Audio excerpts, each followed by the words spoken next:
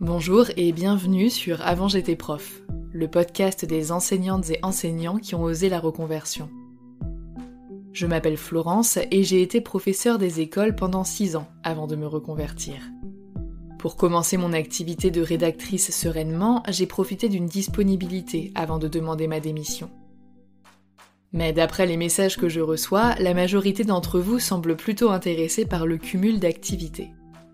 C'est pourquoi j'ai décidé d'en faire une série dédiée afin de mettre en avant 8 témoignages d'enseignantes cumulant ou ayant cumulé une deuxième activité. Dans ce 8e et dernier épisode, vous entendrez le témoignage de Claire Soisic, 35 ans, professeure de mathématiques dans le secondaire depuis 9 ans. Elle a enseigné dans le public avec des élèves de collège, de lycée et de BTS dans plusieurs types d'établissements et elle a même été chargée de TD à la fac ainsi que de colle en prépa. Quand elle n'est pas en classe, Claire Soisic est artisan couturière et vous pouvez jeter un œil à ses créations depuis la description de cet épisode. En cette rentrée 2022, elle s'apprête à quitter l'éducation nationale ainsi que son statut de prof dans l'académie d'Orléans-Tours pour se former à un nouveau métier. Mais elle sait déjà qu'elle continuera de coudre et de créer en parallèle de sa nouvelle activité. Bonne écoute! Comme beaucoup d'auditeurs de ce podcast, je suis un professeur en mal de reconversion depuis plusieurs années. Donc dans notre situation, la reconversion c'est quelque chose qui peut prendre beaucoup de temps et qui demande beaucoup de réflexion et d'introspection.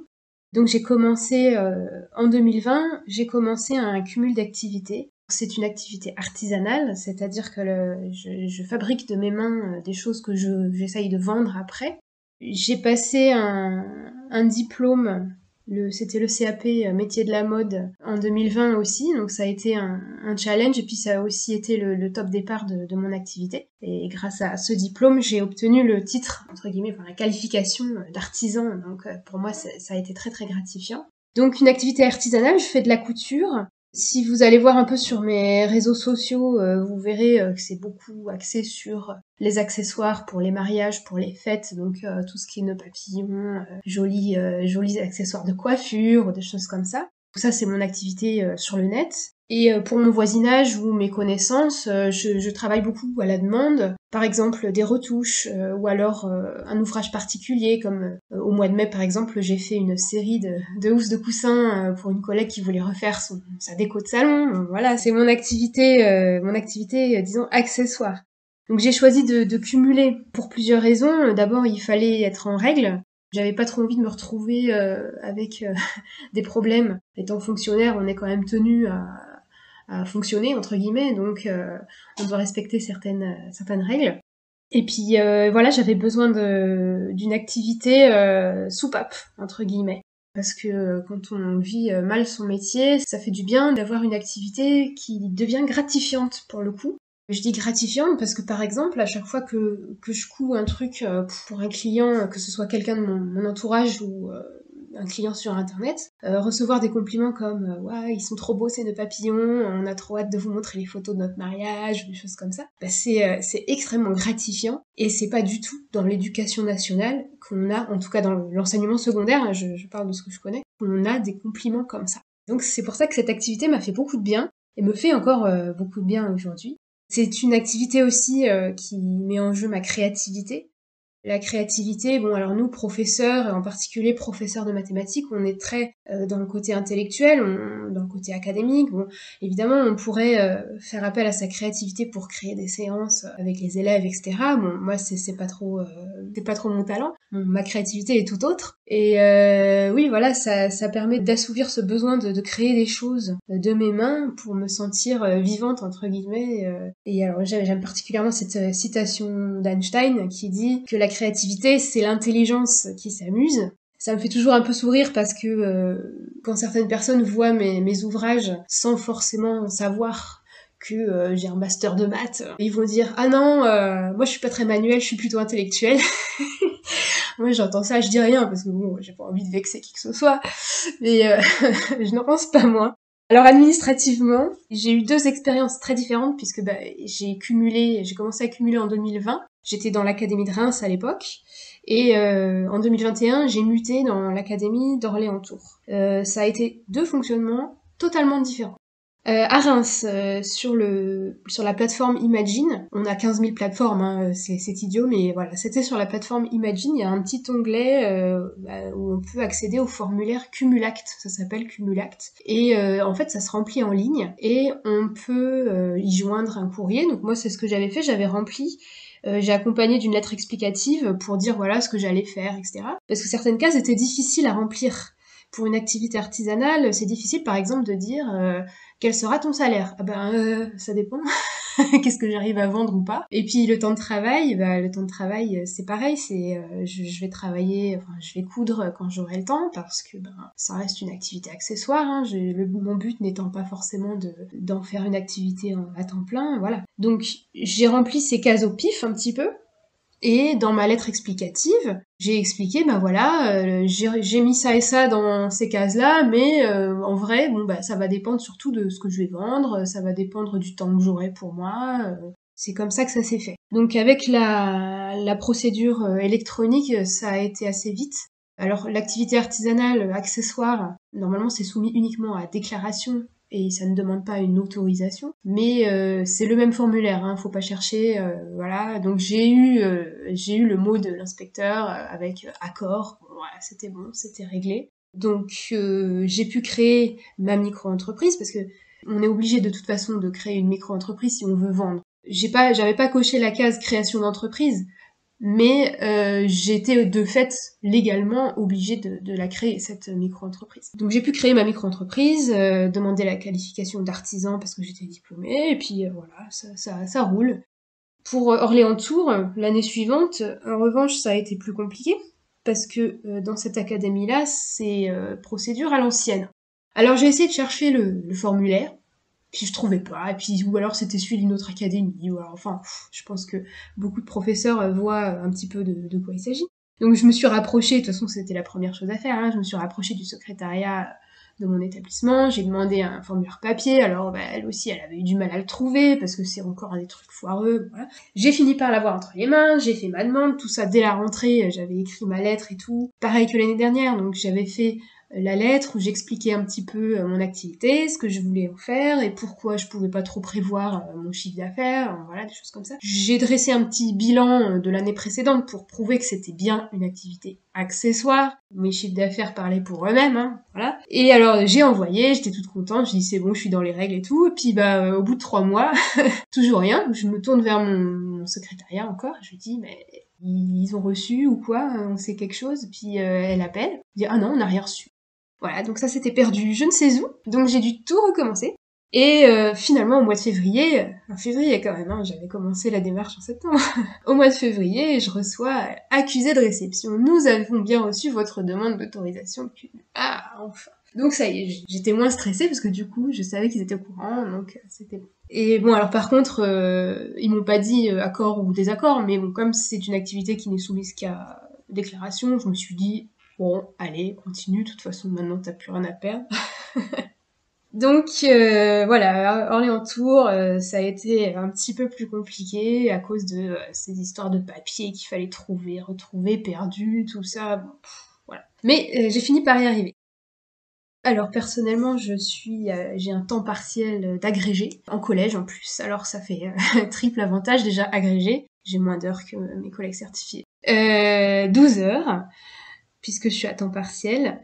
Et puis alors en plus en collège, donc niveau préparation, franchement, en maths, au bout de 3 ans au collège, tu peux improviser tes cours, hein. Franchement, faut pas chercher midi à 14h, Pythagore il a pas changé d'une année sur l'autre, pas de souci. Niveau correction, corriger 28 copies de collégiens, ça n'a à peu près rien à voir avec le fait de corriger 36 copies de terminale scientifique par exemple, ce que j'ai pu expérimenter aussi.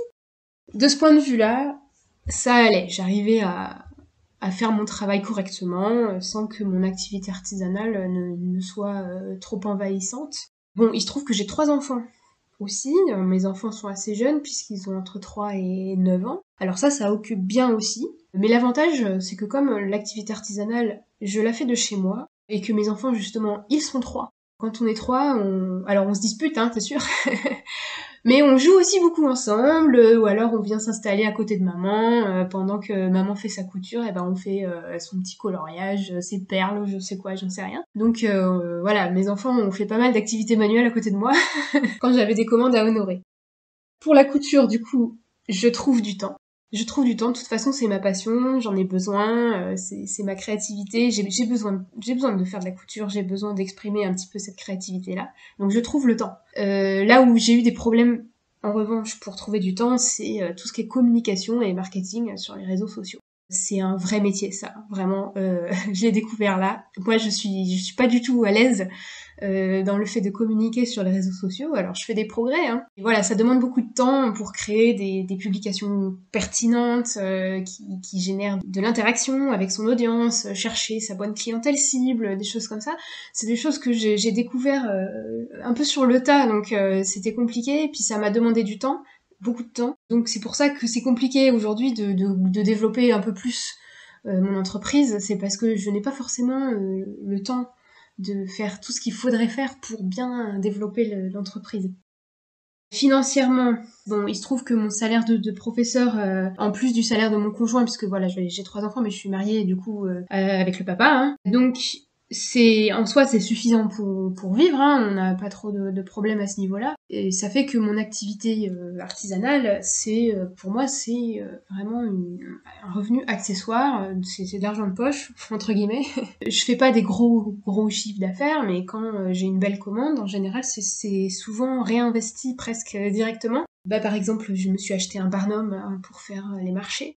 Voilà. Alors après, ce que je gagne, le chiffre d'affaires que je déclare, faut savoir que dessus, il y a plein de choses qui sont prélevées, que ce soit l'URSSAF, les impôts, puis après, faut que je paye quand même mon assurance, le médiateur à la consommation, des choses comme ça. Donc au final, il m'en reste pas beaucoup à réinvestir. Mais bon, voilà, c'est l'avantage, j'en arrive à l'avantage du cumul d'activités, c'est que je n'ai pas cette pression financièrement parlant.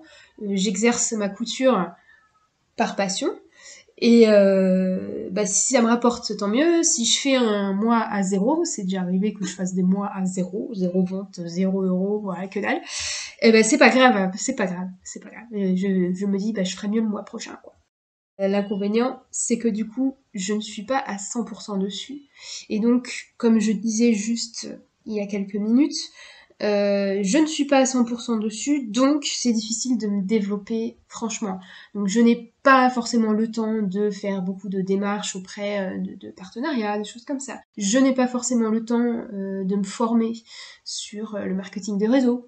Je n'ai pas forcément le temps de faire plus de marchés, un marché de Noël ici, un marché de Noël là, non, je peux pas en faire 15 000, je suis limitée, déjà avec mon moitié, puis ensuite aussi avec mes 3 enfants, puis le fait qu'on a qu'une seule voiture, donc des fois c'est un petit peu, un petit peu chaud pour s'organiser. Moi, ce que j'en pense, c'est que si on veut vraiment développer une entreprise, le cumul d'activités, ok, c'est bien pour démarrer, mais il y a un moment où il faut vraiment prendre un vrai risque. Le risque bien sûr financier, parce que si on n'est pas à 100% dessus, c'est vraiment difficile de jongler et de développer franchement son entreprise. Donc il n'y a pas de solution facile ou de solution miracle. Si on veut monter son business, à un moment, faut prendre un risque. Moi, ce risque-là, je veux pas le prendre, en tout cas pas pour l'instant. Donc si j'ai des conseils pour mes collègues, d'abord, qui ne tente rien n'a rien. De toute façon, tant que t'essayes pas, tu sauras pas. Moi j'ai tenté, j'ai essayé. À un moment, c'est vrai que j'ai eu cette ambition de vouloir en vivre. Bon, j'ai tenté. Je me suis dit, en fait, c'est quand même vachement difficile parce qu'il faut avoir tellement de casquettes différentes pour réussir à se développer. Finalement, je sais pas si c'est vraiment pour moi. Mais je garde quand même pour le côté passion, cumul, accessoire, voilà, vraiment juste à côté.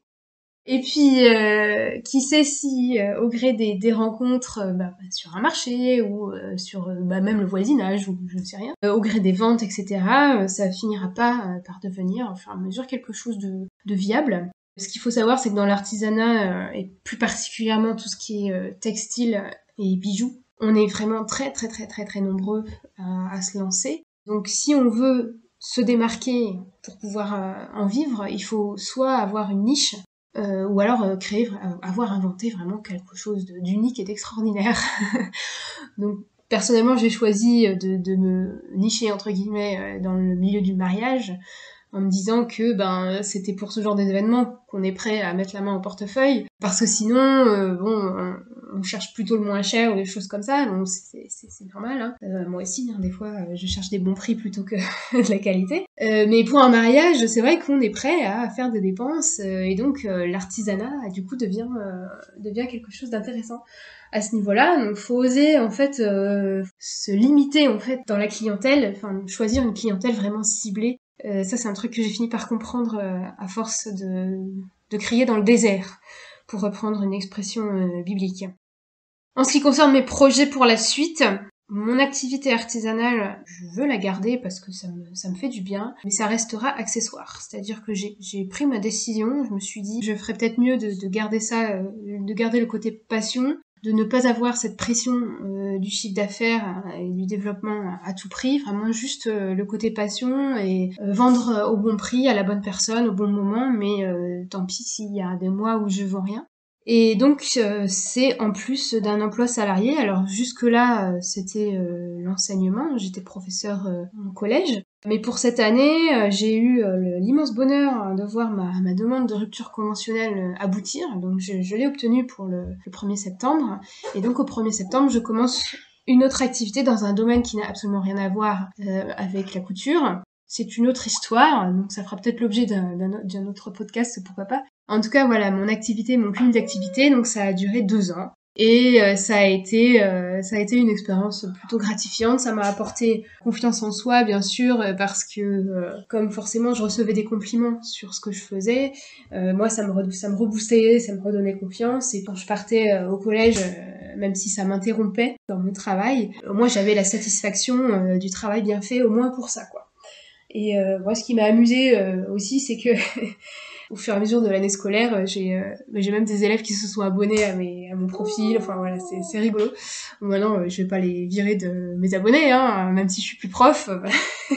Mais voilà, j'ai trouvé ça amusant. Ça donne aussi pour eux un autre visage de leur prof de maths. Hein. Alors, j'ai pas été toujours la même prof de maths pour chacun, parce que il y a eu des établissements où ça a été beaucoup plus dur que d'autres, mais voilà, ça leur a donné aussi une autre vision. Et oui, ce que ça m'a apporté aussi en tant que prof de maths, c'est une ressource d'exercice. Alors, c'est tout bête, hein, mais calculer un pourcentage de ce qui est prélevé par le marketplace, ou alors le terminal de carte bleue, ou pourcentage à verser, ou quelle est la formule la plus intéressante entre le prélèvement forfaitaire libératoire de l'impôt, ou bien calculer l'impôt en réel, des choses comme ça. Bon, ça donne des idées d'exercice en fait de maths niveau collège, puisque c'est que des pourcentages, des choses comme ça. Calculer des prix de revient. Voilà, je me suis beaucoup éclatée à créer un fichier Excel par exemple où je faisais tous mes calculs, surface de tissu utilisée, au mètre carré, quel est le prix du tissu, des choses comme ça. Ça c'était le petit côté, je suis artisan prof de maths, quoi. Faut se lancer, faut essayer, puis qui sait, hein, peut-être que ça aboutira, ou peut-être pas, ou peut-être que ça mènera à un peu plus de paix intérieure, le fait d'avoir fait un choix, le fait d'avoir testé, d'avoir essayé, pas de regret, quoi. C'est le petit mot de la fin. Merci d'avoir écouté cet épisode jusqu'au bout. S'il vous a plu, abonnez-vous pour ne pas rater les prochains épisodes. Pour que le podcast gagne en visibilité, vous pouvez le noter et le commenter sur votre application d'écoute favorite. Je vous invite également à le partager avec vos proches, vos collègues et sur vos réseaux sociaux.